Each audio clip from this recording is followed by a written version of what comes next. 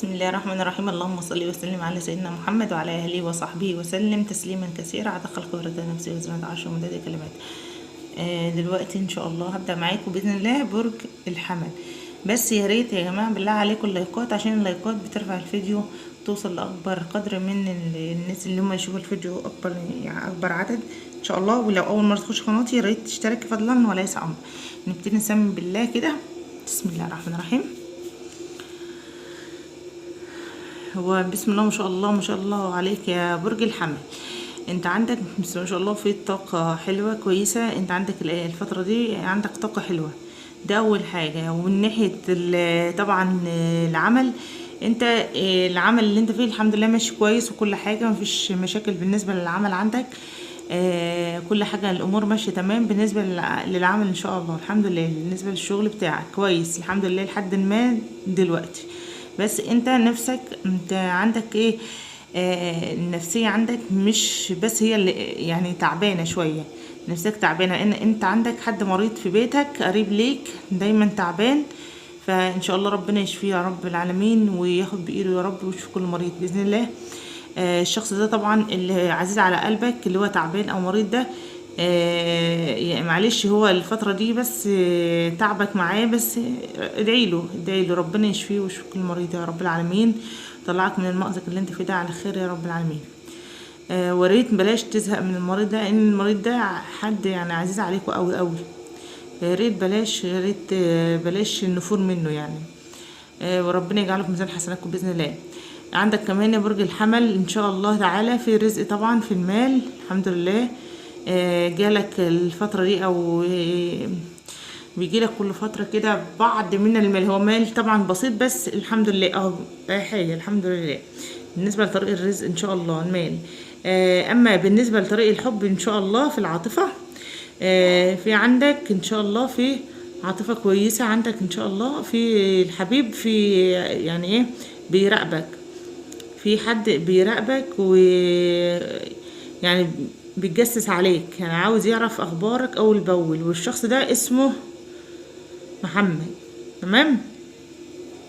وفي عندك كمان شخص تاني بحرف الاتش تمام، يعني انت عندكم الحرف الام وحرف الاتش. ده الشخصين دولت يعني ايه حد يعني قريب منك ومن قلبك قوي قوي، يعني بتمنى له الخير تمام.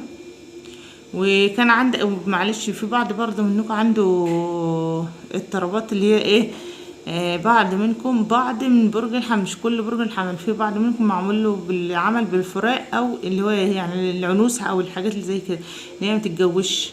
بعض منكم يا جماعه مش كله. والشخصيه ديت هي قاعده واكله شاربه في بيتك وبتطلع ايه وهي متحبلكيش ليك الخير، دايما منتقداك ودايما ايه بتعمل لك حاجات بوقف الحال يعني بمعنى صح. والبعض برضو منكم برج الحمل برضو معلش الفترة ديت ايه في احنا قلنا الحمد لله الرزق كويس وطاقة الحب برضو في عندكم بعض منكم في ارتباط او ان شاء الله في ارتباط الفترة اللي جاية بإذن الله يا برج الحمل. في ارتباط بس للأسف الارتباط ده يعني أنا آسفة إن أنا أقول يعني الارتباط ده فيه حالة وفاة ليك يا برج الحمل قريبة منك. تحزن عليها جامد يعني، بس إن شاء الله ربنا يرحمه ويرحمهم بإذن الله جميعا. بس الشخص ده اللي هو متوفي ده شخص كان بيتعذب كتير كتير، وربنا هياخد بإيده يعني يرحمه اللي هو فيه يا رب العالمين. طبعا الارتباط ده هيقف طبعا لحد ما حالة الوفاة دي، يعني انت عندكم ربنا يستر ان شاء الله الفترة اللي جاية. وعندك كمان يا برج الحمل انت الميزة اللي فيك يا برج الحمل انت بتحب الهزار وبتحب الكلام وطيب جدا، بس مشكلتك انت الفترة ديت انت لسانك، نصيحة مني امسك لسانك شوية يا برج الحمل، لانك انت الفترة ديت في ناس زي ما انا قلت لك بتاخد الكلام منك او منها يعني انثى الحمل بالذات فهماني. حافظي على لسانك وخلي ايه سرك، خلي يا ريت سرك ده ما يطلعش مش كل حاجه تقوليها، لان انت كل حاجه بتقوليها الشخص اللي انت بتقوليه بينقل الكلام مفكراه حبيب، هو مش حبيب خالص، عدو بالنسبه ليكي عدو جدا جدا جدا. وعندك كمان يا برج الحمل، عندك كمان ايه في فكرة، يعني في حاجة شاغلة بالكم الفترة ديت، او في مشكلة او حاجة شاغلة في بالك الفترة ديت، وشغل دماغك، يعني مش مخلياكي عارفه تاخدي راحتك ولا عارفه تنامي، حتى نومك مش مظبوط، صحتك تحس ان هي في النازل، اكلك برضو ما عادش زي الاول، صحتك تعبانه، تشتكي دايما بالام في الدماغ وفي الظهر دايما الفتره ديت هي، حتى ان دايما يعني دايما قاعدين عندكم كسل، عندكم هبوط، لا جددوا من النشاط، حاولوا ان انتوا ترجعوا تقربوا لربنا اكتر يا برج الحمل. تمام.